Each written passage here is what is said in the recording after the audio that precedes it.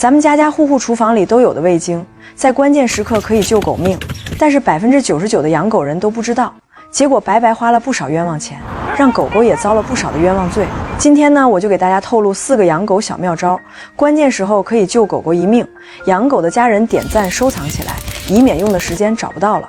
第一个妙招，狗狗出去玩的时候比较贪玩，喜欢乱舔东西。如果一不小心舔到或吃到有毒的东西，又或者是被恶人故意投毒，出现口吐白沫、四肢抽搐的情况，咱们不要着急忙慌的去找宠物院，因为狗狗中毒之后的20分钟是抢救的最佳黄金时间。今天教你一个土方法，既省钱还可以救狗命。你只需要用咱们家里的厨房的味精，加上打烂的鸡蛋给狗狗灌服，一次至少灌300毫升左右，狗狗就会猛吐，吐过以后基本就没什么危险了。咱们再给毛孩子打2天的阿托品，再服用点维生素 B6，缓解肠胃的不适感。狗狗2天过后就又能活蹦乱跳了。阿莫西林在养狗中的妙用你知道几个？立秋之后，狗狗大多会出现呕吐、吐黄水、不想吃东西，这是狗狗肠胃炎了。这个时候咱们家里有的阿莫西林加上西米替丁给狗狗吃个3天左右，狗狗的肠胃炎就好了。第二个，立秋之后昼夜温差大，狗狗会出现流鼻涕、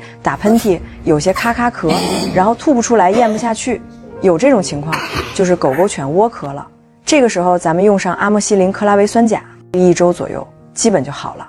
第三个，如果你发现狗狗频繁地蹲在那里做出排尿的动作，但是一次只尿几滴，甚至尿不出来，有些腹部还肿胀，有这种情况就是狗狗得尿闭了。这个时候咱们给狗狗喂上阿莫西林克拉维酸钾，再加上一个金钱草颗粒，1天1次，轻微的尿闭，当天就可以好转。最后一个妙招，也是大家都容易忽略的问题，那就是狗狗经常出现抓耳挠腮，频繁啃自己的腿，经常蹭沙发蹭墙，咬着自己的尾巴转圈，干吃不胖，经常吐白沫。这个时候狗狗身上已经寄生虫很多了，我们也不用带毛孩子去宠物店驱虫，价格贵不说，主要那里还有很多有病的狗狗，很容易交叉感染。